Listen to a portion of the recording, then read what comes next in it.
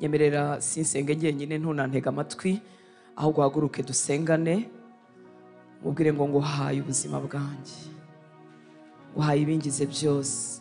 Data, ni wowe twabyiniraga, ni wowe twaturaga izi ndirimbo, twavugaga ineza twabonye iwawe, twavugaga imbabazi twabonye iwawe zitarondoreka, twavugaga ubuntu watugiriye, hanyuma mu bagutaramira natwe tukaba turimo, mu bakubyinira natwe tukaba turimo, mu bahimbaza izina ryawe tukaba turimo, mu bahishuriwe urukundo rwawe tukaba turimo, mu bashobora kuza basiganwa bagana aho uri no mu gihe cy'imvura tukaba turimo. Twagize umugisha mwami w'aba, twagize ubuntu butagereranywa, twagize privilege, twagize amahirwe yo gutumirwa nawe, kandi uradushoboza, turitaba. Turagushima mwami w'aba, turagushimira ubuntu twaboneye imbere y'intebe yawe. Watweretse ineza, watweretse ineza tutaranakumenya, watweretse ineza tutaranababarirwa, watweretse ineza tukivurwa utari mu byaha byinshi, watweretse ineza tutanakumvira, watweretse ineza tutanakubaha.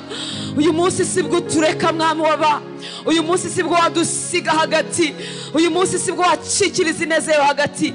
Imitima yacu irahamanya n'umwuka wawe, yoko twahindutse abana b'Imana, ntabwo turi ibibyarwa, turabaragwa baraganwa na Kristo. Umugabane Kristo afite ni wowe wacu, umurage afite ni wowe wacu. Kugirirwa neza ni ibyacu, gutabarwa ni ibyacu, kubabarirwa ni ibyacu, byose ni umugabane wacu. Guhanagurwa amarira ku maso ni ibyacu, kuzuzwa n'ibyiringiro ni ibyacu, kugira amahoro atemba nk'uruzi ni umugabane wacu. Ntabwo dusabiriza kuko ni ibyacu, n'uburenganzira. Imigisha yose wayiduhereye muri Kristo Yesu. Reka muko kwegera mwami, iyo migisha twahawe mu buryo bw'umwuka ibe manifeste, yambara umubiri, igaragazwe ku buzima bw'abahungu bawe n'abana bawe, igaragaze ku buzima bw'abakobwa bawe, igaragaze ku buzima bw'abatera intambwe bagushakanya guhora ku ngoma. Reka bibe manifeste, reka ibyo twakiriye muri Kristo, reka byambara umubiri, abipalpe, abikoreho, abivive, abituremo, bibe umugabane we mwami w'abana, abyicaremo, abiraremo, abituremo. Waduhaye amahoro arenze uko umuntu yabasha kuyumva, arenze uko umuntu yayamenya. Amahoro atemba nk'uruzi, nyamara ntaraba manifeste mu buzima bwa benshi. Abahungu bawe n'abakobwa bawe ntibayafite. Reka uyu mugoroba atembe mu mitima y'abatayafite mwami w'aba. Wadukunze urukundo rutagira akagero, ariko benshi amaso yacu ntararuhishurirwa. Reka uyu mugoroba turuhishurirwe mwami w'aba. Abahishurireho gatoya katugejeje aho tugeranye nawe mu buryohe, twongere twigirane imbere nawe mukunzi mwiza, twongere twigirane imbere nawe mwa. Mu mibyimba yawe twakize indwara zacu zose. Reka uko gukira kube ku manifeste, kwambara umubiri mu buzima bw'abahungu bawe n'abakobwa bawe bafite ibice birwaye mu mibiri yabo. Wowe waremye ingingo zitugize, uri Imana ibasha kurema pièce de rechange, uri Imana ishobora gutanga ingingo nshya, imisokoro mishya yo mu magufa, urutirigongo rufite vertebre nshyashya. Birakoroheye gusimbura serire z'ubwonko zapfuye, birakoroheye gutanga izindi parts za iterisi zapfuye, birakoroheye mwami w'aba, birakoroheye kwemesha wari uhetamye. Reka mwami be manifeste uyu mugoroba, reka izo mbaraga zawe, reka uko gukora kwawe kuba umugabane wacu mwami w'aba.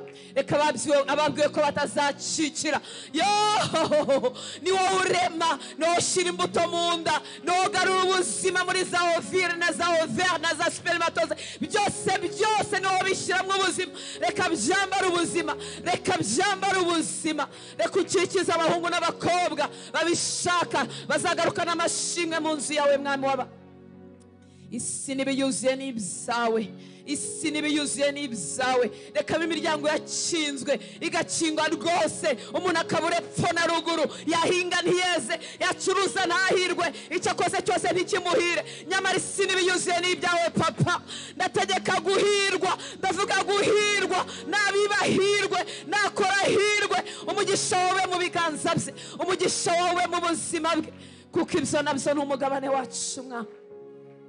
wahamagaye Aburahamu uramubwira ngo nzaguha igihugu kikwitirirwa urubyaro rwawe. Uri Imana itanga ubutaka, uri Imana itanga ubuturo, umuntu akarekeraho kuzerera no kuzenguruka. Uri Imana itusha abantu ikababeshaho. Nasomye ijambo ryawe rirambwira ngo uri Imana ibesha mu mazu abatagira shinge na rugero, abatagira bene wabo, abatagira kivugira. Uri Imana ibesha mu mazu abatagira shinge na rugero.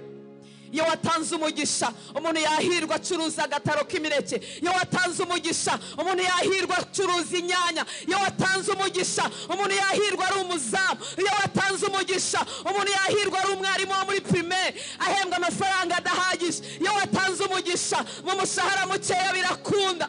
Iyo watanze umugisha mwami waba tugira guhirwa aho abandi baburiye. Reka umugisha wawe wamatane n'ubuzima bw'abahungu bawe n'abakobwa bawe mwami. Urabifite ntubishakira kure, urabifite ntubikura kure, urabifite ntubikura kure. Ukura mu busa wahamagara ibitariho nk'ahari ibiriho. Ukenera amaboko y'abana b'abana ngo bagukorere, ahubwo urayakoresha, ahubwo uratuma, ahubwo urategeka, ahubwo urarema, ahubwo urahamagara ugakura mu busa. Busa bukambara umubiri bugafatika. Ukenera ingabo nyinshi. Niko wabwiye Gideon, waramubwiye ngo muramutse mutsinze muri benshi ngo mwazanyirariraho. Uko niko wemeye ko tugera aho tuba tudafite icyo kukwirariraho mwami w'abana, kugira ngo tuzavuge ngo ni wowe wabikoze. Ubwo ibisirato byacu nibyatuma twirarira byari bidushizeho. Urahaguruka ugatabara mwami wawe. Ubwo ubwenge bwacu bwari butadukoreye, igihagararo cyacu kitadukoreye, ubwiza bwacu butadukoreye, ikimenyane cyacu kitadukoreye, bene wacu badafite kandi batadutabaye.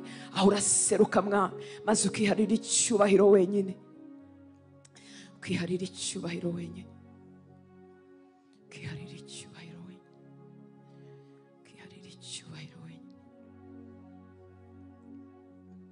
Ko ni kuri uri Imana, uzahora witwa Imana. Ntabwo dufite isoni zo kukwambaza, kuko si ubwa mbere udutabara, si n'ubwa mbere utabara abashobewe. Turifuza kukwiha, nyemerera twongere twiha Imana uyu mugoroba. Twiyerete, twidediketi, tumwiyegurire. Mbabarira ufatanye nanjye gusenga. Ufite umunwa ubasha kuvuga ijwi rigasohoka. Ufite n'ubumuga bwo kutavuga, wavugisha umutima, ariko ubwo ubasha kuvuga kimwe nanjye. Ndagira ngo ukoreshe ururimi rwawe n'amagambo yawe, wiyegurire Imana, uyegurire ubuzima bwawe bwose. Data, uyu mugoroba twongeye kukwiha. Twagize umugisha mwami wo kuba ahavugirwa amagambo yawe, kuba aho dusengera twasize ibindi ku ruhande, twaje kwiherana nawe nk'uko abakunzi bakundana iteka bakaganira bari hirya na hino. Mwami, turabizi nturi Imana tubona tugeze hano, ntabwo uri Imana ivugana natwe cyangwa ikorana natwe tugeze hano, ariko twaje kwiherera nk'uko abakundana bajya bagira umwanya wo kwiherera bakava mu bantu bagahana umwanya. Niko twaje kuguha umwanya nyaguhora ku ngoma. Tuje kuguha ubuzima bwacu mwami, nje kuguha ubuzima bwanjye kugira ngo unyigarurire wese mwami w'abana. Reka agace kose kangize, wigarurire ubwenge bwanjye, wigarurire ibitekerezo byanjye, wigarurire umutima wanjye. Twigarurire mwami w'abana, turifuza kukwiha. Twigishe mwami w'abana. Ese abantu batakiriho ku bwabo babaho bate? Abantu babereyeho Kristo babaho bate? Abantu babereyeho Kristo baramya gutiyo baramya? Abantu babereyeho Kristo bigisha bate? Abantu babereyeho Kristo babagore bate? Abantu babereyeho abagabo bate muri iki kinyejana? Abantu bakubereyeho abasore bameze bate? Babigenza bate mwa? Inkumi zakwihaye zibaho gute? Kwintu bitwigishe mwami w'aba, kwintu bitwigishe. Abanyamafaranga ariko bakwihaye badatwawe n'amafaranga yabo babaho bate? Abayabuze se mwami babaho bate ngo badategekwa n'ubukene n'agahi? Ayiwe babaho bate mwami ngo bitwigishe? abafite gishyigikira babaho bate kugira ngo batishingikiriza kuba bashyigikiye? Abakomerwa amashyi babaho bate kugira ngo batishingikiriza kuri femu n'amashyi? Abadafite umuntu namba babaho bate kugira ngo baticwa n'ubwigunge, ahubwo biharirane nawe, baprofite kuba ntawe ubahamagara bavugane nawe, baprofite kuba ntawe ubemvita bavugane nawe, baprofite kuba nta kiranga bakabonana nawe. Twigishe uko umuntu abaho ku bwawe mwa muri iki kinyejana. Twigishe mwa kwigarurirwa nawe bisa bite, kudakorera gushimwa n'abantu bimera bite muri iki kinyejana mwa, muri iki kinyejana, muri iyi generasiyo mwa, iyobowe n'icyo, iyobowe na people's opinion. Muri iyi generasiyo mwa, iyobowe n'icyo abantu batuvuga. Umuntu anezeza umutima wawe wenyine gute mwa? Bitwigishe uko umuntu agukorera mu ibanga, bikwigisha uko umuntu asenga mu ibanga, akaba umwe muri mwembi, akaba ariko akomeza kumera ari imbere y'abantu. Bitwigishe mwa uko umuntu atagendera mu kivunge cy'idini, bitwigishe mwa uko umuntu atagendera mu kigare, bitwigishe mwa, bitwigishe uko umuntu yerana nawe mwenyine. Kora ikintu gishya mu mitima yacu kugira ngo twebwe abahamagaje neza ya tutagupfira ubusa kandi twaraje, tutagarukira bugufi kandi twaraje. Bitwigishe mwa,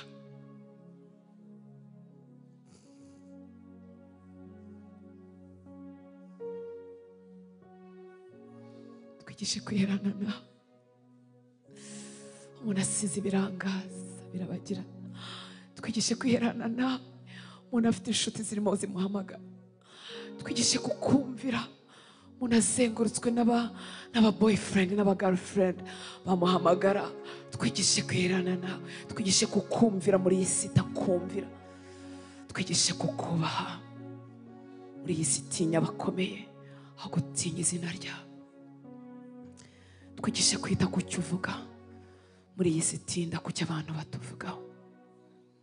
Twigishe kubana nawe turi twembi muri iyi si haraye ikivunge, muri iyi si ikunda nambazi, ibarira gukomera mu badukurikira, ibarira gukomera mu followers, ibarira gukomera mu baturebye. Twigishe kwiherana nawe turi babiri mwa, twigishe umubano wawe nawe, wacu nawe turi twembi. Twigishe mwami, twigishe abantu batagera, abapasiteri bacu batagera, tugerereyo mwami mu mitima yacu. Twigishe mwami, twigishe mwami.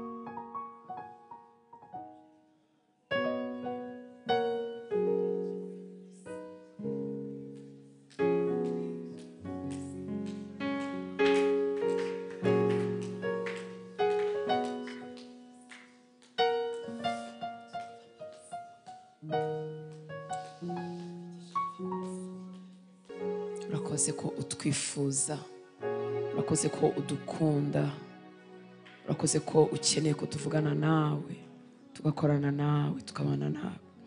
Urakoze ko aricyo cyifuzo cyawe. Urakoze ko utajya utumirira abantu ubusa. Turabizi ko twigirana imbere nawe umunsi ku munsi, iyo tugize umwanya wo kwicara ku birenge byawe. Ariko twihutishe mwa, iyi si icuza umwijima, abahungu n'abakobwa nibo uzakoresha kugira ngo batware umucyo wawe. Twigishe mwami kuko birihutirwa, twigishe mwami kuko twaratinze, twigishe mwami kuko twakererewe aho tutagakererewe, twigishe mwami kuko twamaze igihe dushyira amaso ku bidafite umumaro. Twigishe dutwara ubutumwa bwawe kuko ari ubwikubagaho, kuko bwihutirwa, kuko umwijima utwikiriye isi. Hagurutse abahungu n'abakobwa ushobora gushyiramo speed y'umwuka wawe wera, ushobora kwihutisha ibyo ngewe ntabasha kubigisha, ibyo ngewe ntabasha kubaha. Umwuka wera wabikora muri second, wabikora mu isegonda. Twarabibonye ku munsi wa Pentecote ubikora.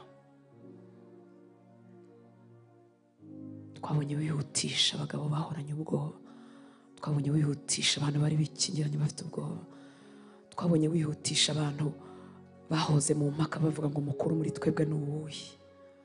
Twabonye wihutisha abantu bakwihakanye gatoya mbere y'umuzuko, mbere y'uko upfa abantu bakwihakanye gatoya. Iminsi 40 wimarana nabo biyereka, uragenda uravuga ngo bategereze. Mu minsi 10 usuka umwuka wera. Twabonye impinduka mu minsi 50 kuko hari gusukwa kubumana. Cyane cyo dushaka mwami waba. Nta mwana w'umuntu wabibasha, nta mwigisha mwiza watugezayo, nta muvugo ubutumwa mwiza, nta mupasiteri mwiza nubwo yadukunda kajana watugezayo. Ariko wasatura ijuru umwuka wera, ugakora icyo ubasha wowe wenyine, ugakora icyo ubasha wowe wenyine, n'umwihariko wawe wowe wenyine mwuka wera. Maze ugahagurutsa ingabo hagati muri twebwe kugira ngo uzihe speed y'umwuka wawe wera, n'ububasha bw'umwuka wawe wera, n'imbaraga z'umwuka wawe wera, maze tukugendere. Urakoze Data, nushimwe, ushyirwe hejuru, wuzuye imbabazi, wuzuye kugira neza. Nta muntu n'umwe waje kuganaho wigeze usubiza inyuma, nta muntu wigeze ubwira ngo ntabwo ukwiriye, nta muntu wigeze ubwira ngo sinagushobora wageze kure cyane, nta muntu wigeze ubwira ngo waranduye cyane sifite imbaraga zo kugukiza, nta muntu wigeze ubwira ngo wakoze ibyaha byinshi sinagukiza, nta muntu wigeze ubwira ngo warashayishije cyane sinabibasha, nta muntu wigeze ubwira ngo wavutse nabi ngo uvuka ababyeyi bataguteganyije none ntiwankorera, nta muntu wigeze ubwira ngo wabaye indaya urakabya umwicanyi urakabya, nta muntu wigeze usubiza inyuma, ahubwo imbabazi zawe zihora zidukurura, dukuruza umurunga w'ineza. Nta muntu wigeze ubwira ngo warabyishe cyane none nta yandi mahirwe nsigaranye, uri Imana y'amahirwe ya kenshi. Ninde wagereranywa nawe? Wagize baneza nawe wahwana nawe, wanyembabazi nawe turabona wangana nawe, mu bantu b'impuhwe nawe turabona, wagerageza kugera ikirenge mu cyawe nawe wahwana nawe. Uzuye imbabazi,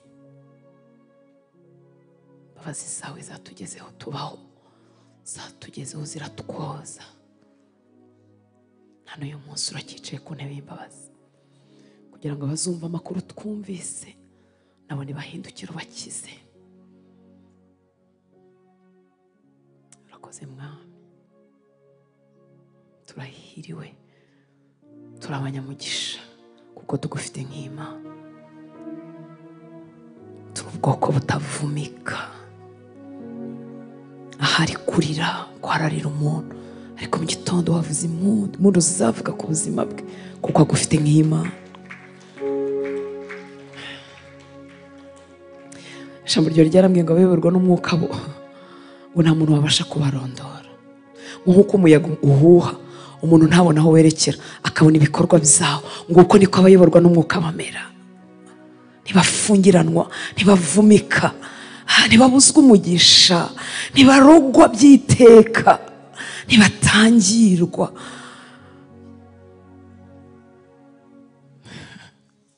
Umwanzi ntavugiriza impundu kunesha hejuru y'ubuzima bwawe, uhora n'ijambo rya nyuma ku buzima bwawe. Ushimwe Mwami,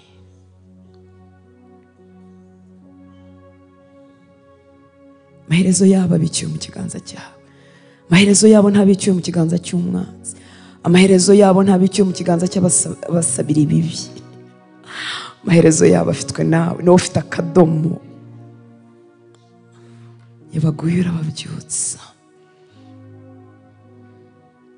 ngo nubwo bagwa karindwi urongera ukababyutsa. Uko niko abakiranutsi bamera, ntibaherayo kubw'imbabazi zabo.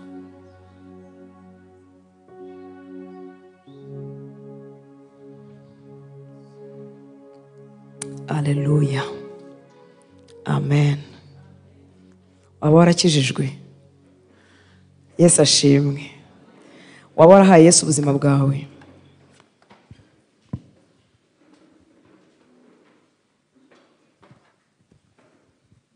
Vuga ngo yego cyangwa hoya, byoroshye. Haleluya. Niba ari hoya ubivuge buhoro kugira ngo uwo mwicaranye yarazi ko ukijijwe atabimenya. Uze kwakira Yesu. Haleluya. Impamvu nkubwira ngo waba warakijijwe cyangwa utarakijijwe nuko reka mbabwire, niba warakijijwe, niba warahaye Yesu ubuzima bwawe, ukaba urimo ushaka Yesu, nakubwira ngo witinya, humura. Haleluya, humura.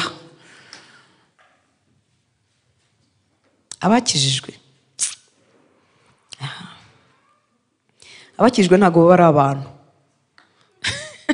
ni abana b'Imana. Abakijijwe si abantu, ni abana b'Imana. Unatinya kuvuga ngo ni Imana kugira ngo mutavuga ngo ni ukwishyira hejuru. Ariko nk'uko imbwa ibyara inki, haleluya, niko Imana ibyara abana b'Imana. Turabitinya nyine tugahita tuvuga ngo abana b'Imana. Ariko niba warizeye Kristo, ni ukuri humura. Haleluya. Nubwo byaba bisa nkaho Yesu atarimo gukora, marayika yabwiye abagore bari bagiye gushaka Yesu kumusiga amavuta kumva, bari bagiye bazi ko basanze Yesu udakora ibitangaza. Yesu babonye akora ibitangaza, ariko igihe kikagera bigasa nkaho arushijwe imbaraga, agapfa bigakunda, bakamubamba bigakunda, bakanamumanura ari intumbi bakajya kumushyingura bigakunda. Bari bagiye kumusiga nkuko nyine imibiri y'abapfuye isigwa, nta gitangaza bari bategereje. Haleluya. Ariko bahuye na marayika kumva arababwira ngo mwebweho ubwo mushaka Yesu wabambwe nimuhumure. Haleluya. Abashaka Yesu nimuhumure. Ngufitiye impuhwe n'imbabazi niba utarakizwa. Urimo urakererwa kandi urimo urahomba. Haleluya. Abari muri Kristo Yesu, ubuzima bwacu buri mu kiganza cye. Adufashe gutya ngo nta muntu n'umwe wabasha kutuvuvunuramo. Haleluya. Umuntu ufite imbaraga yashize bajya banabikina, bagashyira akantu mu kiganza ukabwira umwana cyangwa undi muntu mukina ngo narambure iyo nota itware cyangwa iki. Icyo ni ikiganza cy'umuntu. Kandi hari igihe turambura, umusore w'ibigango wakoze siporo ntago nabasha kurambura intoki ze. Tekereza rero intoki za data. Haleluya. Ngo adufashe mu kiganza cye, nta muntu n'umwe wabasha kutuvuvunuramo. Kutabimenya nibyo bikwica byonyine kutabimenya. Babimenyera heza mu ijambo. Icyama mugakunda ijambo ry'Imana. Urebe ukuntu wema. Warushaje ugeze nko muri 50. Reka niko vuga 50 ko ndazegereje. Ugeze muri Haleluya. Warushaje ugeze nko muri 65. Ngo usome ijambo ry'Imana urebe ukuntu wema, ukabaga 10, ukaba umusore, ukagira ibyiringiro n'ingamba n'imigambi. Haleluya. Ugakomeza planning nk'umuntu ugifite igihe kubera ijambo ry'Imana. Haleluya. Icyama rikuzura umutima wawe, ukaba wabura udafite icyo kurya, ariko kumva uri umutunzi, ukajya uvuga uti mva sinzi aho bizava, ariko numva ntazarangiriza mu bukene. Haleluya. Sinzi aho bizaca. Rimwe na rimwe wareba ibyo umuntu yareba ugasanga nta na kimwe. ugasanga amashuri ntayo, bene wanyu nta cyangwa se amashuri nayo yagupfiriye ubusa. Najya apfira abantu ubusa se, kwicara na diplome imyaka. Ariko icyama ijambo ry'Imana rikuzura mu mutima wawe, ngo urebe ukuntu rikwemesha. Ntirikwemesha ngo rigusige wemye uheze mu kirere, rigera igihe riri muri wowe rigahamagara ibyo ngibyo wiringiye bikambara umubiri ukabituramo. Ikibazo ntabwo murikunda, mukunda iryo twabasomeye bakagarukirizaho, kandi abakunda iryo twabasomeye nabo bo nabagerageje bateye intambwe, ariko saho bagarukira. Mwanyemereye ko Imana itangiza umuhanuzi wenda izabuzana kamutegereze, impano zijya zikura. Haleluya. Ko yangiza umwigisha w'ijambo ry'Imana. Mwanyemereye mwebwe mwemeye ko tugendana muri urugendo, mugakunda ijambo ry'Imana, ko amahoro ya Kristo anyuzuye n'umunezero Kristo yampaye, ko nabikomoye aha. Mwanyemereye basi ko ibyo byo narabimenye, mwanyemereye nawe mukabifata. Haleluya. Urabyemeye? Mane baho umugisha. Iri jambo rikiza ubukene, iri jambo rikiza ubwigunge, iri jambo rikiza agahinda, iri jambo rikiza indwara nta muntu wandambitseho ibiganza. Haleluya. Nubwo turimo dushaka kubaho kw'Imana gufatika kugeza ubwo abantu bazadukoraho bagakira, ariko ushobora gutangira urugendo hagati aho. Ntabwo Imana yigeze ibika ubutabazi bw'umuntu mu wundi muntu. Ntibibaho, kuko Imana iramutse ishyize ubutabazi bwawe muri njyewe, ubu se ngiye hariya ejo ngapfa. Ntabwo ibyo bintu Imana yabikora. Ubutabazi bwawe ni wowe n'Imana mwemba babiri. Ntabwo turi mu isezerano rya kera aho twagomba kujya gushaka umutambyi ngo adutambirire, umuhanuzi ngo atubwire. Turi mu isezerano rishya. Haleluya. Aho Mwuka Wera yifuza kubana n'abari muri Kristo Yesu mu buryo bwa nyabwo, ukamwumva, ukavuga nawe akavuga, mukagendana.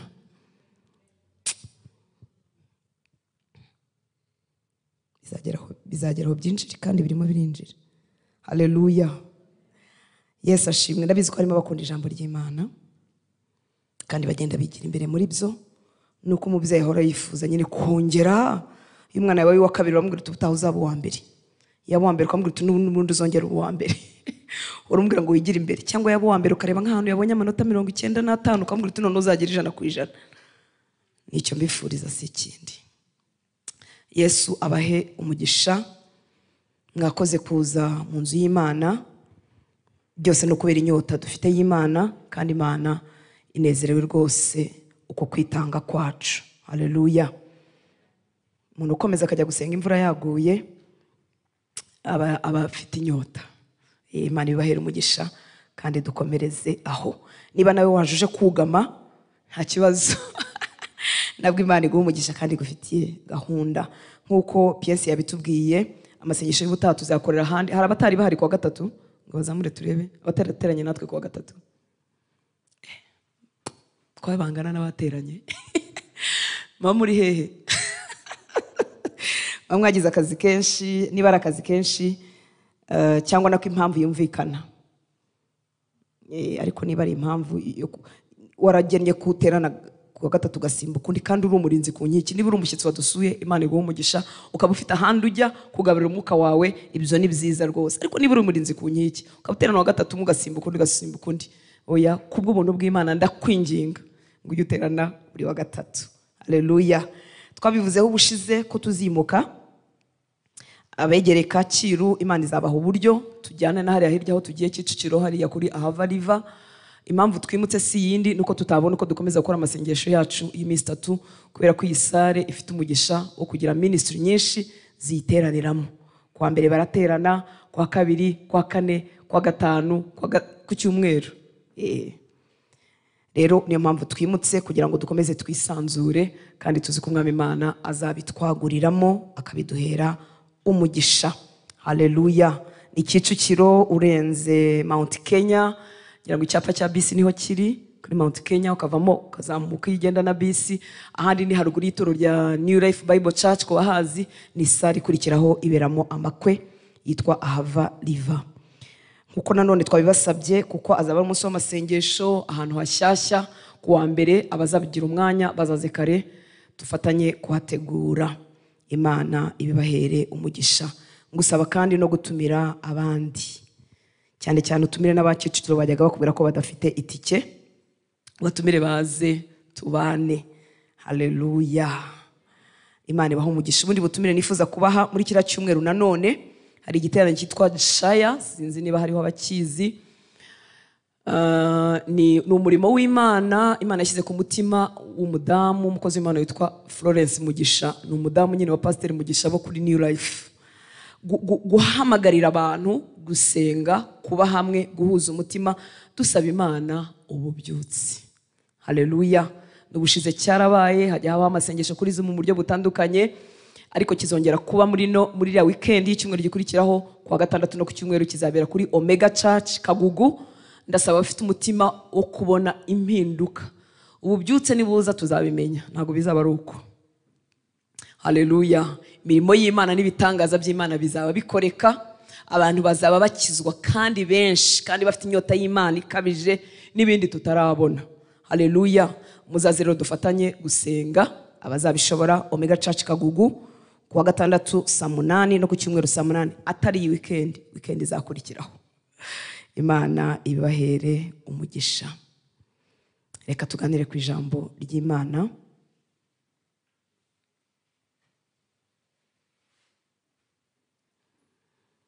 Turakomeza amagambo twatangirimo twavuze kuwa gatatu washize.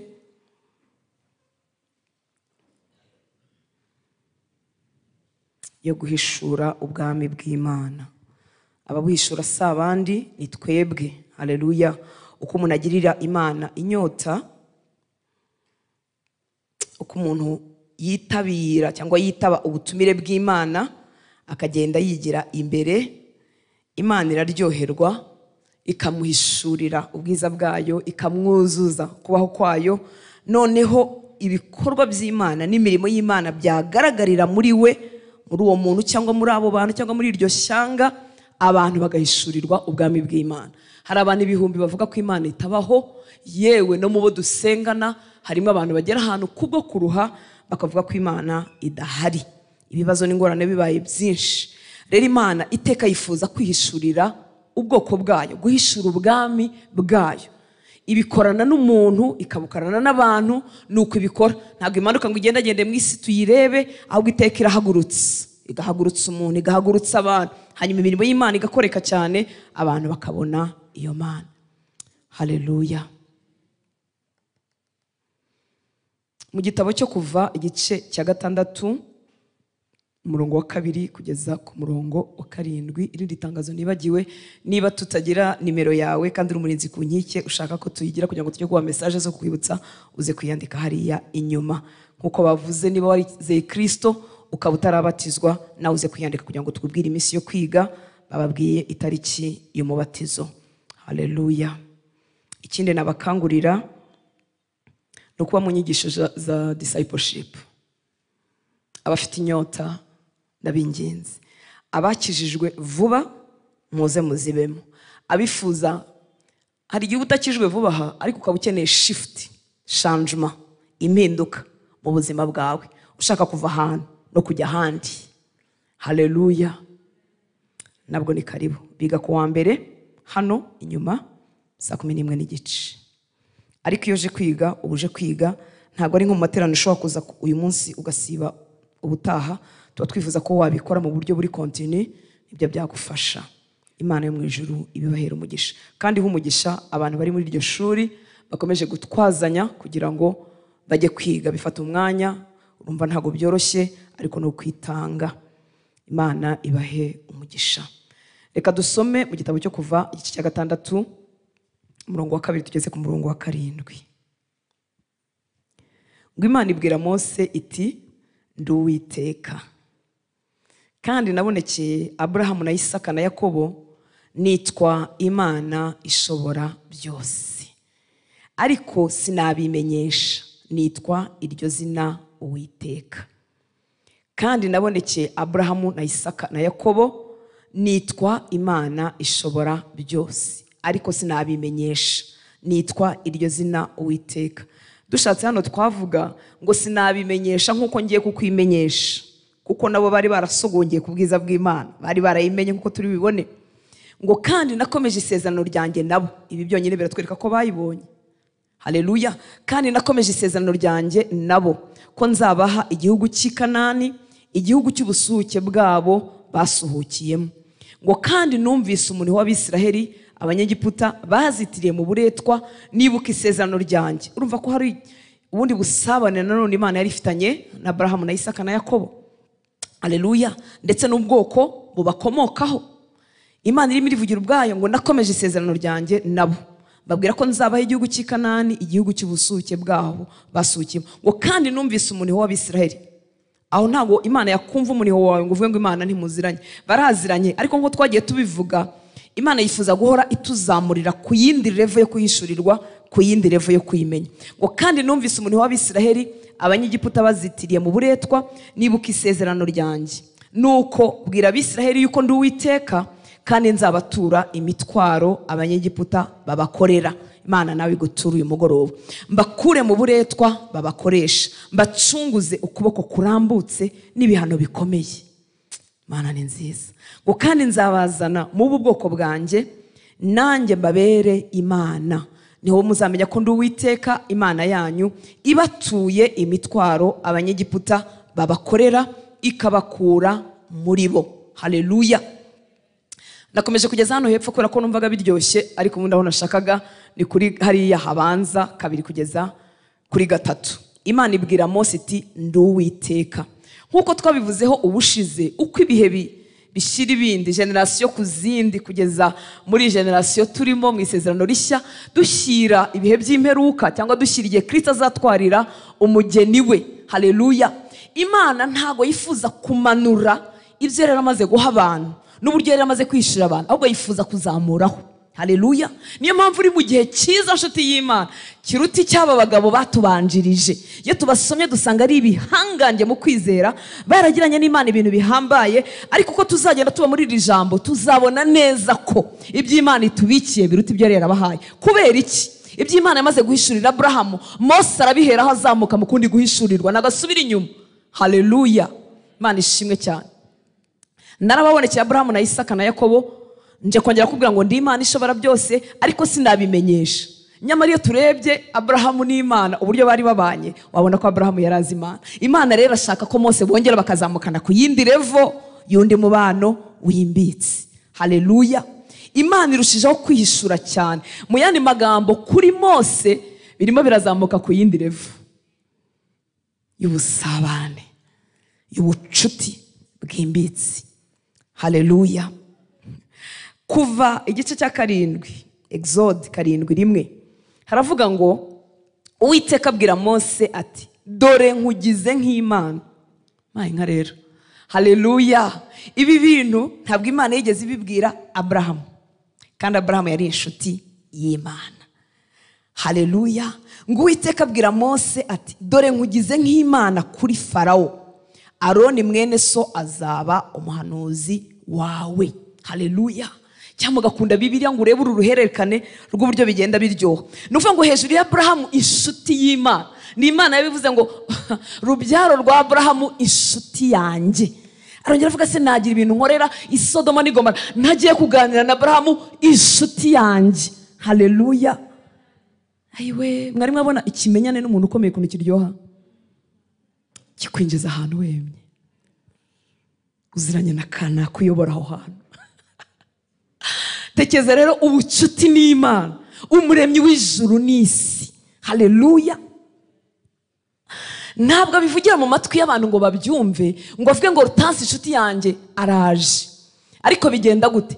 Aha abo bantu kunkingurira imiryango batazi impamvu bayikinguye, agaho abo bantu kunkunda batazi impamvu bankunze, agaho abo bantu kunyemera batabizi, ariko Imana iba yavuze ngo iki? Ngo kanaka inshuti yanjye. Haleluya. Ikimenyane cy'Imana kiba cyahabaye. Imana ishimwe cyane. Ubucuti n'Imana nta kintu wabugereranya ku isi. Imana ishimwe cyane. Hejuru y'ubucuti n'Imana rero haje undi mugabo witwa Mose. Noneho uwo barebana face to face. Haleluya. Gutegeka kwa 2:34 umurongo wa 10. Gutegeka kwa 2:34:10. Ngo mu Bisiraheli ntihabonetse ukundi umuhanuzi uhwanye na Mose, Uwiteka yamenyaga barebana. Musomyi wanjye ntaho hari? Arahari? Nari mubuze hariya. Haleluya. Mu Bisiraheli ntihabonetse ukundi umuhanuzi uhwanye na Mose, Uwiteka yamenyaga barebana. Kansomere kara kantu bakumve. And there arose not a prophet since in Israel like unto Moses, whom the Lord knew face to face. Face to face. Haleluya. Nubwo wavuze icyongereza gike nk'icyanjye, face to face urayigumana. Haleluya. Nta wundi muhanuzi wigeze kuboneka, Yesu ashimwe cyane, wagiranye ubucuti n'Imana nkuko abantu baganira face to face. Haleluya. Uko begeranye ni umubano wegeranye. Mana ishimwe cyane. Ndagira ngo usigarane mu mutima wawe ko icyo Imana yifuza atari umubano wawe uri munsi y'abatubanjirije. Abatubanjirije ibyabo byarahishuwe, barabimenya, Umwuka Wera aranabiduha turabyandikirwa kugira ngo wowe uzusumbaho wigira imbere hejuru kurutaho. Murareba uburyo twanyazwe, twaranyazwe. Niyo mpamvu inshuti z'Imana dukwiriye gusiganwa. Twaranyazwe. Ntabwo turebana n'Imana face to face. Turi mu gihe cy'isezerano rishya, turi mu gihe Umwuka Wera ari muri twebwe, tutamusanga ahantu. Mose yarindaga kwideplasa akajya ahantu Imana yamubwiye kugira ngo babonane. Ariko uyu munsi waba uryamye, waba uri muri dushe, waba utetse, waba uhinga, yo waba utwaye imodoka, waba uri mu rugendo utegeranye n'itorero, udafite pasiteri hafi yawe, wabana n'Imana imbere muri wowe. Haleluya. Wari umubano face to face, ariko ubu noneho umubano ntabwo nabona icyongereza, uwo mwimbere mwimbere. Imana iri imbere muri njye. Nubwo ukunda fiance wawe ntushobora kumumira ngo yinjire imbere muri wowe, ariko Imana iri imbere muri njye. Imana iri imbere muri wowe. Cyama tukabimenya, cyama tukabihishurirwa, cyama Umwuka Wera agakora ikintu gishya ku bakijijwe twese, tukamenya ko Imana iri imbere muri twebwe. Reka tumuhe icyubahiro. Haleluya. Haleluya. Gakeya namenyeho kanteye confidence y'igitangaza. Ubu ninjiye mu modoka mbanzi ko idashobora kugwa. Najya mu ndege nkabanzi ko bafite umugisha wo kugendana. Abanzi ko bari bugere iyo bagiye. Najya mu bukwe nabwitahiye gusa bisanzwe, nkaba numva ko ubwo bukwe bufite umugisha. Bega kubimenya ko biryohawe wituremera. Kandi reka mbabwire ko ariko kuri. Isi y'umwuka ifite realite tutazigera twumva. Tumenyaho gake, tugahishirirwaho gake. Ubu abarozi hari ibyo bashaka kutwoherereza batarenze kuza hano, ariko hari ibimusaba kuza, ndetse bakamubwira n'ahari bwicare n'inguni ari bupimiremo. Kandi ibyo bintu mu isi y'umwuka bikamukorera, bigakora. Nankaswe. Haleluya. Abafite Imana muri bo dutwara umugisha iyo tugiye ahantu, tujyana ubumana iyo tugiye ahantu. Aba bana natwe bafite umugisha, ariko turi ubwoko butimenye, butadevelopye intimite hamwe n'Imana, bigatuma ubwo buntu butatugaragaraho, budasendera. Niba abarozi basabaga gutamba ibitambo ngo bazamuke muri level, wowe urasaba kwiha Imana wese ngo nawe uzamuke muri level y'ubwiza. Haleluya. Mana ishimwe cyane. Haleluya. Mu Bisiraheli ntabwo habonetse undi muhanuzi wabanye n'Imana face to face. Imana rero yari yeretse Abrahamu mu buryo bumwe, cyangwa imuhishura izina ryayo mu buryo bumwe, ariko bigeze kuri Mose bizamutse mu yindi level. Haleluya. Indi level ya intimacy, indi level ya intimity, indi level y'ubusabane bucengeye, buryoshye, bwimbitse.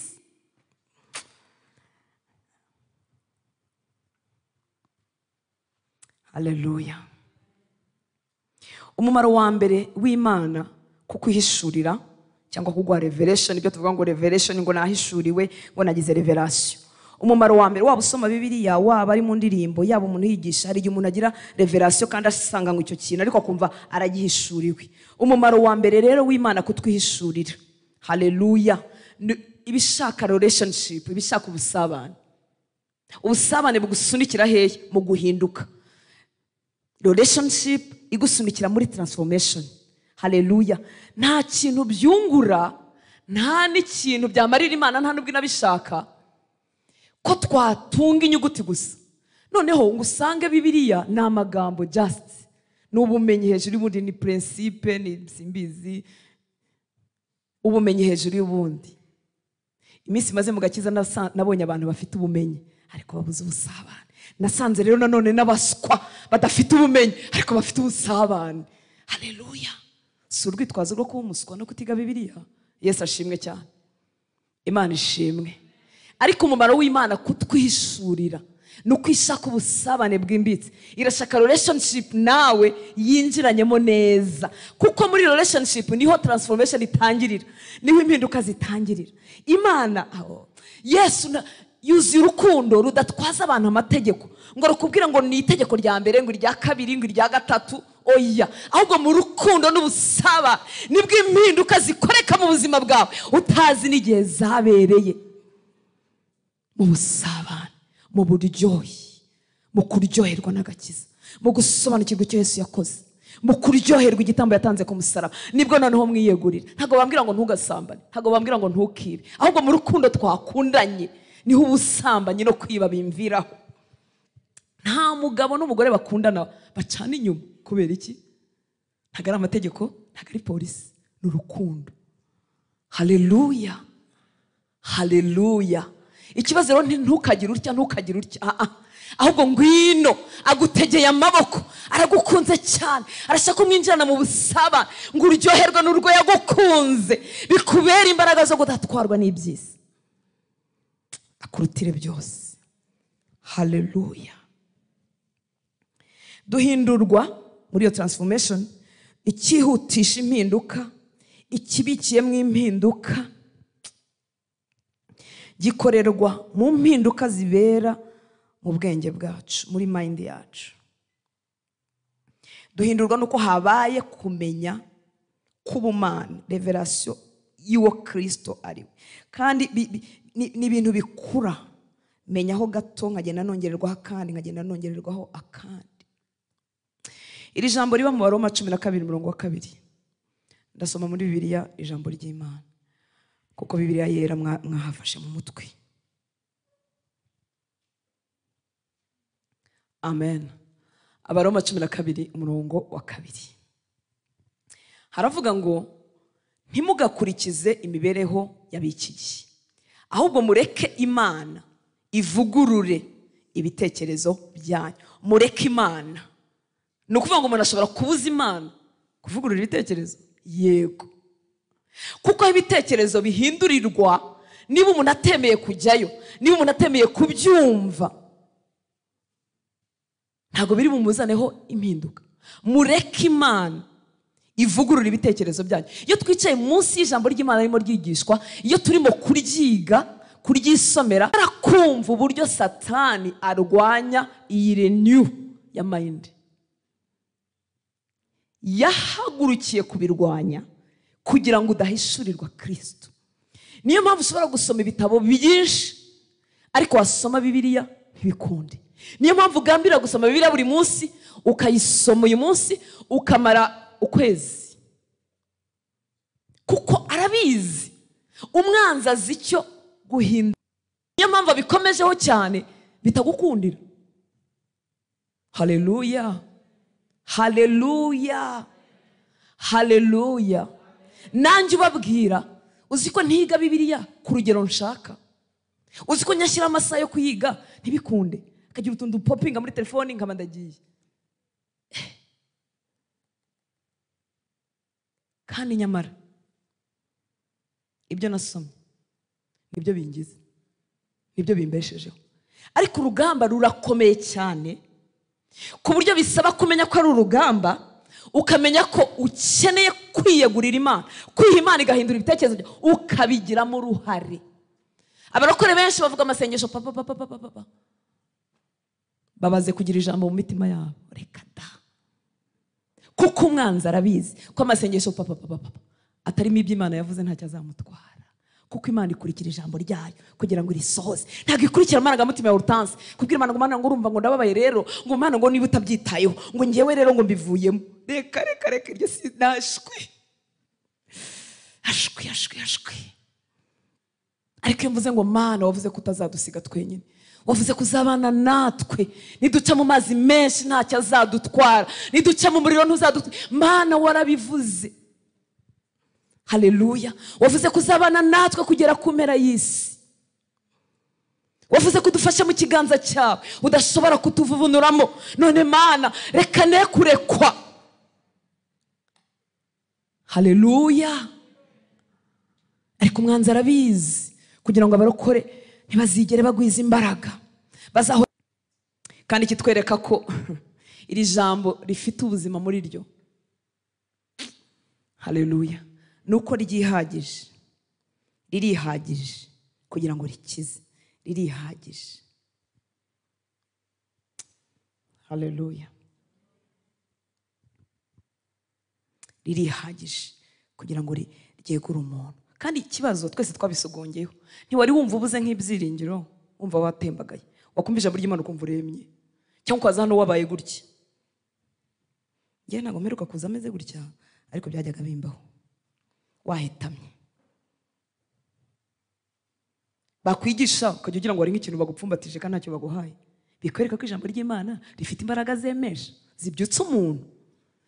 Ntabwo ari igipindi kiba cyabaye, ntabwo ari uko wicaranye n'abandi. Oya, nuko havuzwe ibya Kristo kugira ngo umuntu akomeze yeme, nuko bihoramo. Kandi ntiwaterana byiteka, ntiwaterana 24/24. Oya, ukeneye kurigira muri wowe, ukeneye kugira umwanya wo kuryishyira muri wenyine. Mana ishimwe cyane. Reka nihute. Hariho Icyongereza. Haleluya. Ntabwo narirangije. Ntimugakurikize imibereho y'abiki gihe, ahubwo mureke Imana ivugurure ibitekerezo byanyu, mube muhindutse rwose. Mureke Imana ivugurure ibitekerezo byanyu, hanyuma mube muhindutse rwose. Uko Imana ivugurure ibitekerezo byanjye, mu yandi magambo niko mpinduka. Nkagenda ngwiza imbaraga, nkagenda mpinduka, nkagenda ndushaho gusa na Kristo. Ahubwo mureke Imana ivugurure ibitekerezo byanyu, mube muhindutse rwose. Mu yandi magambo ko ibitekerezo bivugururwa niko ikigero cy'impinduka kingana. Niyo mpamvu umwanzi azakurindagiza kugira ngo udaterana. Hari abandi bantu guterana bikiri urugamba rwo mu mwuka. Iteka yagiye guterana nibwo abakiriya benshi baza. Iteka yagiye guterana nibwo bamuhamagara bakamubwira ko umwana yarwaye. Iteka yagiye kwiga ijambo ry'Imana nibwo haza impamvu. Yagiye cyangwa kwa kundi haba hapfuye umuntu kwegereye cyane. Ariko yababaye benshi nuko Satani aza akakubasha. Burya suko umwana yarwaye ibicurane cyangwa yagize crise ya sima, nuko Satani aza akakubasha. Haleluya. Nitudakurikira imigenzereze y'isi, igishushanyo isi duhaye, pattern isi duhaye, tuzaba transformed rwose. Ibitekerezo byacu bizaba renewed. Ariko umva ikindi kintu kizaba aho ngaho, then you will be able to test and approve. Uzamenya kubitestinga, nurangiza ubya proving uvuga uti yes, ibo no bushake bw'Imana. Uzatestinga umenye ibyo ujugunya, umenye no bushake bw'Imana. Haleluya. Komeza usoze mama. Then you will be able to test and approve what God's will is, his good, pleasing and perfect will. Hari umuntu udashaka kumenya perfect will y'Imana? Ntawe. Twese turabishaka, ariko tuzagenda tubihishurirwa uko twemera ibitekerezo byacu bikavugururwa. Bibiliya yera yakoresheje ijambo ngo mugize imitima mishya. Niyo mpamvu atari yo nakoresheje, kuko imitima n'imitekerereze ari igihe bidahura mu Kinyarwanda. Haleluya. Ariko ni imitekerereze, ni mu bwonko. Amen. Mana ishimwe. Iyi Imana iduhaye ihishurirwa ryayo, ibidutumira, ibiduha invitation, ibiduha ubutumire bwo kongera kwigirana imbere nayo. Iduhishurira ibintu birimo kandi kantu gahishwemo kugira ngo ugire amashyushyu n'amatsiko no kunyoterwa, wongere wigire imbere murushaho noneho gusabana. Haleluya. Ibidutumira kwijya imbere. Avuga ati iyo ugize akareverasiyo gatoya, gahishurirwa gatoya, kumenya Imana aho gatoya, kubona ineza y'Imana aho gatoya, babibikiwemo invitation, ubutumire bugutumira ngo ngera wigire imbere, ngera wigire imbere, nongere nkwereke ibindi birushijeho kuba byiza, birushijeho kwimbika, twongere tugirane ubusabane burushijeho kuba deep. Ijambo ry'Imana riravuga entre parenthèses mu Migani 25:2 ngo icyubahisha Imana nuko ikinga ibintu, ngo ariko abami bo bubahishwa no kubigenzura. Imana ikinga ibintu. Ni nkaho nakwereka agace gato kaka hepfo nkaba mpakinze kugira ngo ugire amatsiko uvuga utari ko hepfo ho hari iki. Muranyumva nshuti z'Imana? Ntabwo ibikinga kubw'impamvu zo kubikinga, ahubwo bikinga kugira ngo wongere wigire imbere, ugire amatsiko, urusheho kubishaka. Urugero, iyo ugize inzozi ntusobanukirwe icyo zivuze.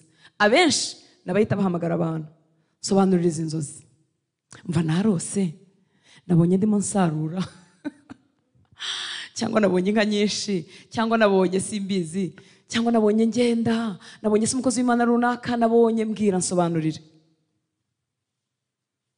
Kandi Imana yabikweretse bidasobanutse kugira ngo ufate iminsi yo kwigira imbere. Irimo irakureshya kugira ngo wigire imbere mu busabane, wongere ukore uvuga uti Imana hari ibintu nabonye ariko sinabisobanukiwe. Bigutere gushyiraho umunsi wo gusenga, bigutere gushyiraho umunsi wo kwiriza, bigutere kwikingerera mu cyumba, Imana yongere ibirakubonye. Haleluya. Umva impamvu ndakwiriye no kubaza abantu inzozi.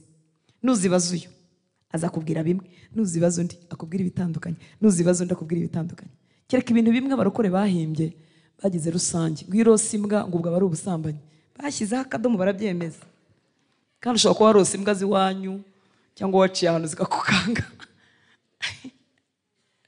Hari ibintu bafite, ibindi nikira. Iyo uterera umusozi icyo kiba ari ikigeragezo, kandi ushobora gutera umusozi ndimo nzamurwa mu bundi bwiza. Mbese twarabifashe tubishyiraho akadomo, turabyemeza ngo nuko bimeze. Nyamara Imana ibiguhaye agahishurirwa kugira ngo wongere wigirane imbere nayo. Haleluya. Wibaza uti Imana ko ntabisobanukiwe, ibirakubonye kuko iragukunda, irashaka ko mubana mu busabane bwimbitse. Imana itugirire neza. Haleluya. Imana ishimwe cyane. Gutegeka kwa 2:29 mu Kinyarwanda 28, mu Cyongereza 29. Gutegeka kwa 2:29-28 haravuga ngo ibihishwe n'iby'Uwiteka Imana yacu, ariko ibyahishuwe, ibyamaze kwerekanwa, iby'Imana yeretse abatubanjirije, ibyo Mose yamenye, ibyo Abrahamu yamenye, ibyo ba Yosuwa bamenye, ibyo ba Paulo bamenye, ni ibyacu n'urubyaro rwacu. Mu yandi magambo, ibyamaze kwerekanwa no kumenyekana ni ibyacu na za generasiyo zizakurikiraho iteka. Haleluya. Niyo mpamvu Imana yifuza ko wowe warengaho. Bagushyiraho fondasiyo, bagushyiraho esikariye, bakubwira ibyo babonye kuma, bakubwira amahishurirwa bamenye. Imana yifuza ko irahagararaho ukongera ugatumbira Yesu akaguhishurira ubundi bwira, mugakorana mu rwego rurenze urwo bakoreyemo. Haleluya. 29 mu Cyongereza.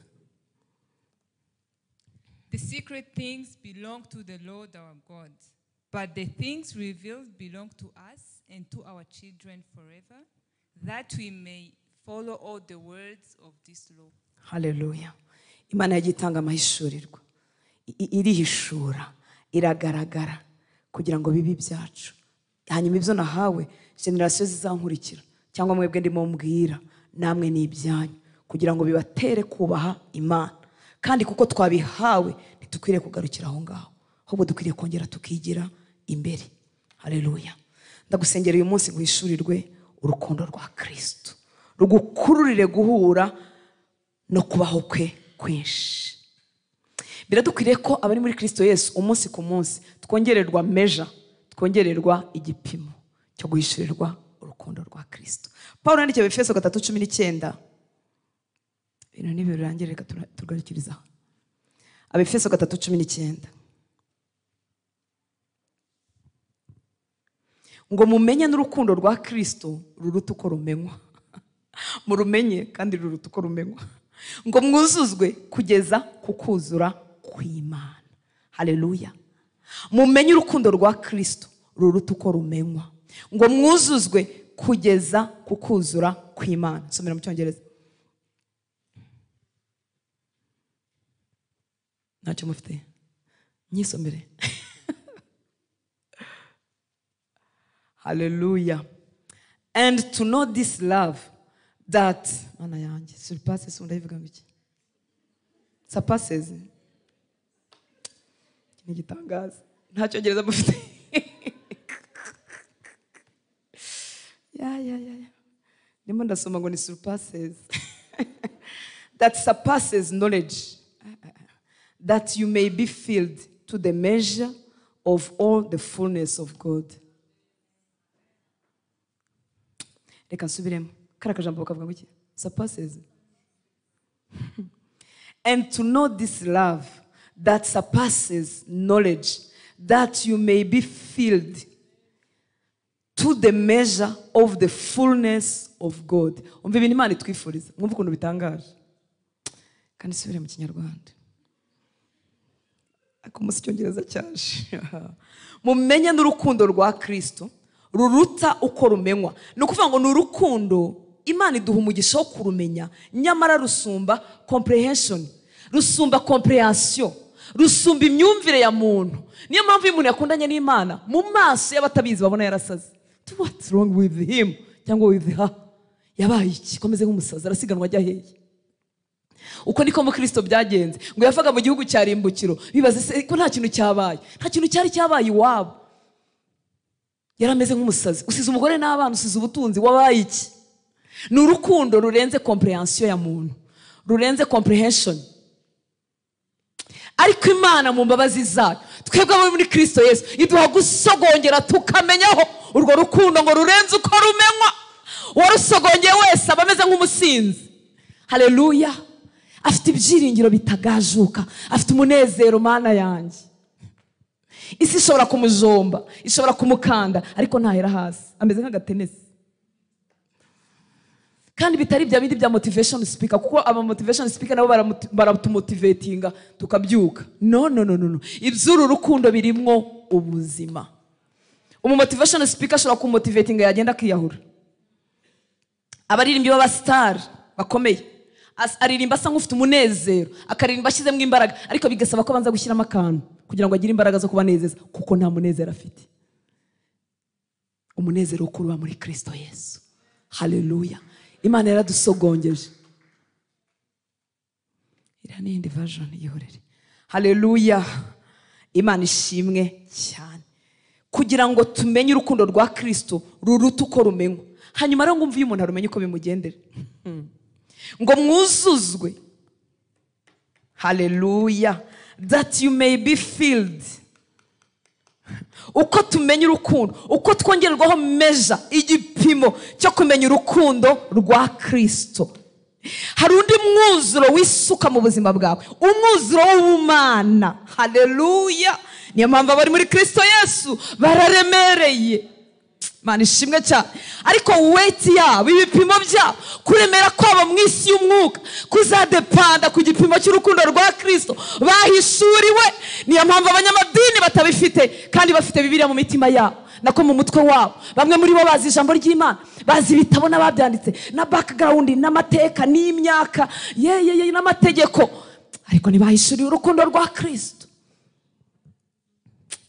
Mana ishimwe cyane kereka iyo binjiye muri iryo jambo bajyanye umutima umeze nk'uw'umwana ngo kuko ibyo ngibyo abihisha abanyabwenge abihishurira abaswa bafite inzara n'inyota yo gukiranuka abajya muri biravuga ngo Mana nyigisha ndashaka kukumenya ntabwo bagenda bavuga ngo bitwaye tubizi twari dusanzwe tubizi hari ubivuga neza kurusha njyewe rero nabivuga neza kurusha bajyana umutima ushonje kumenya Imana hanyuma Imana nayo ikabakorera ikintu gitangaje that you may be filled to know iyi love kumenya uru rukundo rurenze uko rwamenywa kugira ngo mwuzuzwe that you may be filled to the measure of the fullness of God ntabwo Imana ifite ifuhe ry'uko wakomera ukamera nkayo haleluya abantu batizeye ubwami bw'Imana nibo badindiza abantu utazamuka utanduta baba we Imana umuremyi w'ijuru n'isi ntabwo ifite ubwoba kuguha fullness yayo kuguha umwuzuro wayo ntabwo biyiteye ubwoba ntabwo itinya icyo waba cyo ntabwo itinya icyo wakoreshwa nayo Imana ishimwe cyane. Niyo mpamvu umwanzi adashaka abantu batunga ijambo ry'Imana ngo bamenye urukundo rwa Kristo ruruta uko rumenywa, ngo kugira ngo tube filled. Mu yandi magambo, ko usobanukiwe urukundo rwa Kristo, hari ibindi bintu bigusukwamo by'ubumana.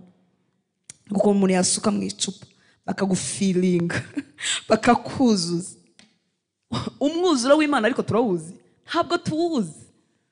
Nuvuga ngo ni ubumana bwose n'ibitangaza byayo, n'ubugizi bwa neza bwayo, n'ubushobozi bwayo, n'imbaraga za Imana ntiyabyimya bari muri Kristo Yesu. Ubu mwuzuro dufite urangana n'urukundo rwa Kristo twahishuriwe. Ubwo rero we nanjye twahishuriwe ruki? Ubwo dufite umwuzuro muki. Muribuka kwa gatatu ko twavuze ngo turashaka Imana ikorwaho. Haleluya, haleluya. Imana ibera hose icyarimwe, ariko ntabwo nshaka iyo Imana ibera hose icyarimwe. Imana ibera hose icyarimwe no muri boîte de nuit Bibiliya. Niyo abantu basambana ibihari kandi itababuza, niyo abantu bica ibihari kandi itababuza, ariko Imana ikorwaho igeze ahantu abantu bakira indwara. Haleluya. Igeze ahantu abantu barihana, igeze ahantu abantu bararyoherwa, abantu bagarurirwa ibyiringiro, igeze mu buzima burahinduka. Turashaka iyo ngiyo, kandi ntiyabitwimye, nta nubwo abikingiranye. Imana ishimwe cyane. Urukundo rusumba comprehension ya muntu, urukundo rusumba gusobanukirwa comprehension ya muntu. Ariko Imana ikaduha kurumenye kugira ngo itwuzuze kugeza ku mwuzuro wayo, kugeza ku kuzura kw'Imana. Haleluya. Iyi Imana eri infini, this infinite God, Imana idafite aho igarukira. Haleluya. Ikatwemerera kuyegera ngo dusangire akamero kayo, dusangire nature yayo, ikakwemera we nanjye abantu bo.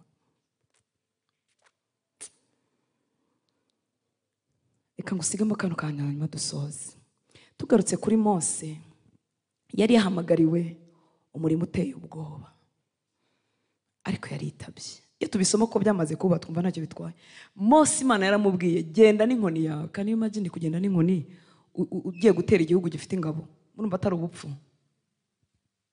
Igihugu cyitwa gikomeye uyu munsi ni Amerika, ngira ngo, cyangwa n'Uburusiya cyangwa n'Ubushinwa, nabyo birimo biraza. Haleluya. Hanyuma ugahaguruka Mose ukajya kuvana abacakara cyangwa abaotage. Otage niko bavuga, hostage, imfungwa zafatiwe mu Burusiya cyangwa muri Amerika. Hanyuma wowe ukaza n'inkoni yawe umeze nk'umushumba. Murumva atari ubupfu? Umushumba uvuye mu Mutara n'inkoni yayindi baba barashishuye ngo ugiye kuvana abaotage muri Amerika. Mubizane mu isi ya none niko bimeze. Hanyuma abaotage bafashwe, Imana ikabwira ngo bera n'abantu banjye, ngo ni ingabo zanjye. None Mose akamubwira ati use Mana koko njyewe ndinde. Niyo mpamvu yavuze ati njyewe ndinde, kuko yarirebye areba n'aho atumwe asanga ntibihura. Ahubwo se ubu nzababwira se ngo ngwiki, nzababwira se ngo urinde. Imana iramwibwira. Ikintu cyiza cyakoretse mu buzima bwa Mose nshaka kutahana no kumvira. Kumvira n'igihe bisa nk'ibitumvikana, ariko tekereza kwemera ibyo bintu ariko mumuvane mu Mutara cyangwa mu Bigogwe ahantu haba inka.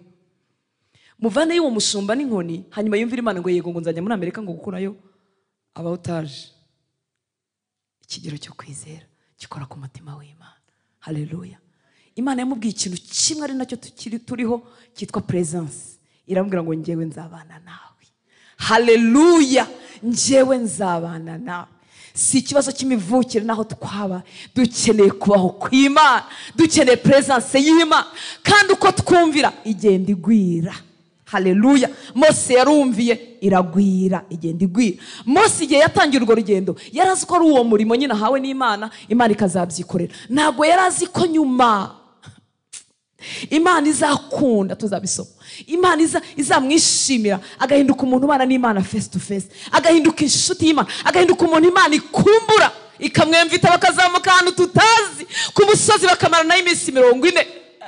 Iminsi 40 uri kumwe n'Imana amaso ku maso. Nuvuga ibyo twandikiwe ni bike, ibyo twandikiwe ni bike. Kumvira gusa kwamuhinduye umutoni w'Imana, kwamuhinduye Imana ikumbura kubana nawe, ikamutumira ngo garuka, akamanuka n'umujinya, akamena ya mategeko, Imana ikongera ikamubwira iti garuka twongeye twigumanire indi minsi 40. Haleluya. Imana irangije iravuga ngo nta wundi muntu nihanabaho n'abandi bahanuzi ntawe uzahwana na Mose. Twibonaniraga face to face, tukaganira nk'uko umuntu aganira n'inshuti ye. Mose nawe aragenda asinda presence y'Imana, aravuga ati ndabizi ko abamarayika bagira imbaraga bashobora kutujyana bakatugezayo, ariko nutagendana natwe ntudukura ino. Reka twifuza uburokore bufite kubaho kw'Imana,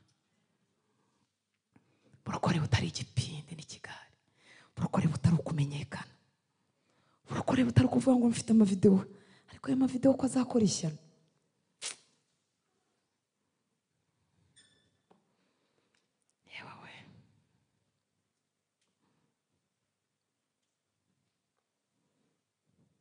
Reka twifuza uburokore bukeneye presence. Reka duhaguruke. Presence yuturutira byose. Ye. Nkibutse ko atabonerwa, ntago tumusanga hano ko barinzi. Mu mutima wawe. Wigena imbere mu kumvira gusa. Kuko kumvira kukwinjiza mu yindi favor, kukawinjiza ahandi hantu, kukakwinjiza mu bundi bwero, mu bundi bwero, mu bundi bwero. Kumvira gusa, kumvira. Kandi icyo Imana igusaba kumvira nicyo wamaze kumenya.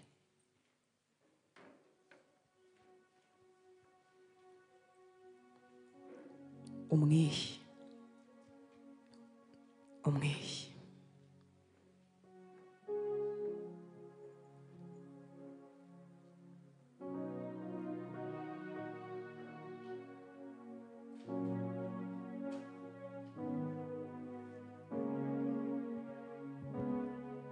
Mubwire ngo ndagushaka, ndashaka kunyishurira. Ushobora gusenga ayo magambo, ndashaka ko twigirana imbere. Nyishurira birenzeho, nyigisha kukumvira, nyigisha kukwiha. Zamura ijwi ryawe cyangwa umutima wawe, umutima, umutima.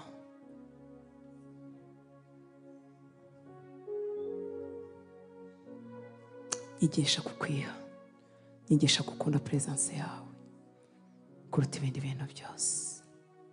Nyigisha kukumvira. Numbwira icyiza gikwiriye abana bawe, nyakire, nyibemo. Nyigisha. Reka ubucuti bwanjye nawe bwapfiriye uyu munsi wongera unyegure kubw'imbabazi zawe.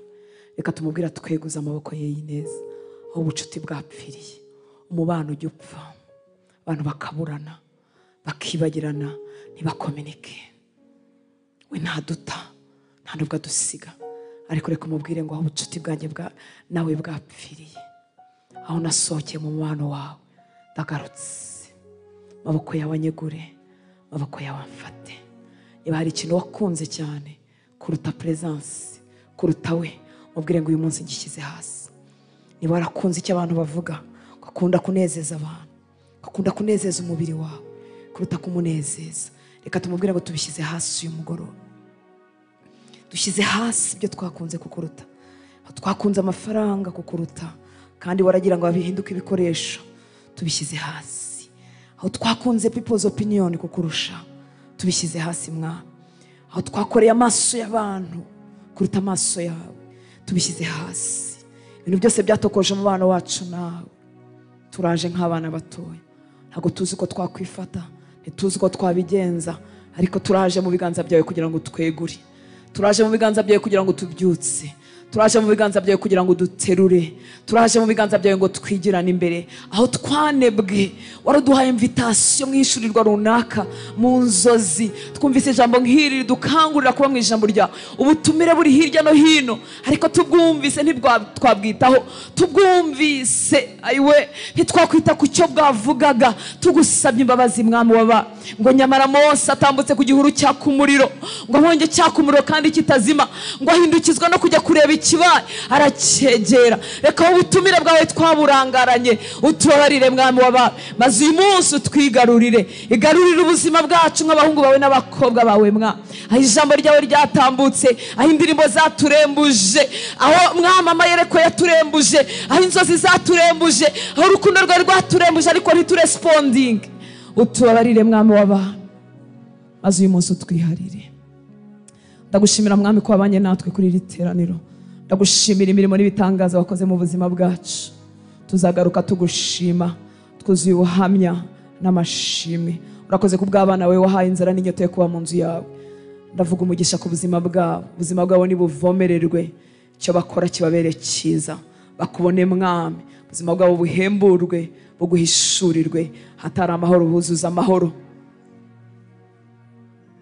Aho bari bakubuze bahakubonere mwami kubw'imbabazi zawe.